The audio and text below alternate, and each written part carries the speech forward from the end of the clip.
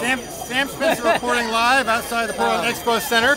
I'm joined right now by Harlan Baker. Harlan Baker is a former longtime legislator, also chair of the Portland Democratic City Committee, and he was just telling me some stories about past presidential visits. Now, you were present for a visit of Jimmy Carter, right? Well, Jimmy, the visit I remember Carter being here twice. Once before he was president, while he was running for office.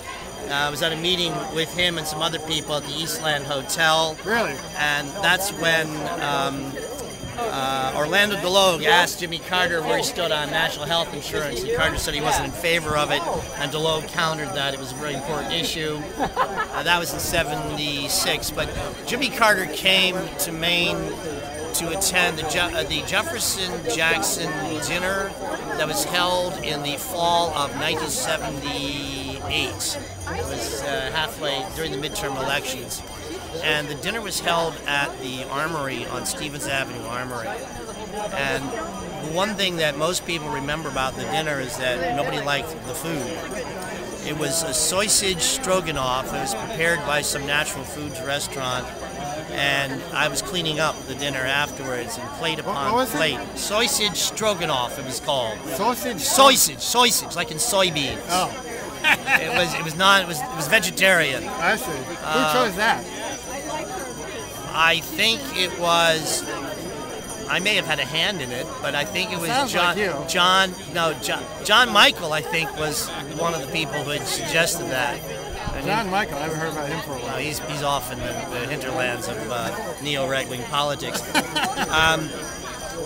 But I remember that there was a demonstration, but the demonstration wasn't as big as this demonstration, from what I remember. It was mostly organized by this one guy who was accusing the Democrats of being big spenders. And later, he was found to have illegally used underage people to circulate petitions, so that took care of his political career. Carter spoke. That was the one thing I remember, and he may have had another visit to Portland during the campaign in 1976, but that's the only time. And you were also saying you were here when President Clinton came here? Yeah, what year was that? Clinton, 1993. Clinton appeared at the Deering Oaks. He made a speech at the Deering Oaks. Yes. And that was open to the public. With Senator Mitchell? And there was like one demonstrator, I think, there. That's about it. Then he went to the Holiday Inn for a dinner, some kind of a dinner, and there were demonstrators there as well, but they were mostly demonstrating against Don't Ask, Don't Tell.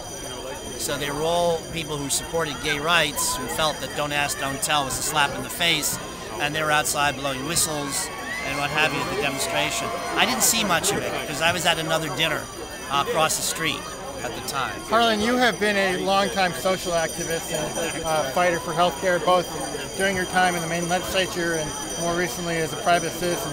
Give us your thoughts on the current bill that was passed. My guess is that it probably didn't go as far as you wanted it to, but tell us how you feel. Well, there's some good things in the bill. Yeah. And there's some things which I think didn't go far enough, but I think you have to look at the political climate. I mean, I read a very interesting critique by a fellow from who's in Brunswick. He publishes something called the Progressive Review. He opened his critique by saying what he thought was good about the bill, and then he said where he thought the bill didn't go far enough. And I thought that was a very good, fair, and balanced critique coming from someone who's on the left. First of all, the fact that children can stay on their parents' plan up to 26 is a good thing. The issue about pre-existing conditions, that's also a good thing. Obviously, the insurance companies are going to fight this tooth and nail. They're raising rates now to try to get in under the wire. I just had an increase in my premiums at the university. Really? And what the university did is they deducted 2 months worth of back premiums. So it's a Tell our audience what you do at the university. I'm a lecturer. I'm an adjunct, part-time lecturer at the University of Southern Maine. I teach public speaking, sometimes theater, but mostly public speaking. Right. But I think parts of that bill were very good. Obviously, I'm disappointed that we didn't get Medicare for everyone, because I think that's really the answer. And I'm going to say that given the political climate, given the fact that we have members of our own party who are much more conservative than I am, given the fact that Obama was looking to score a win, something that was winnable, I certainly support what the president has done, even if I may be critical of it.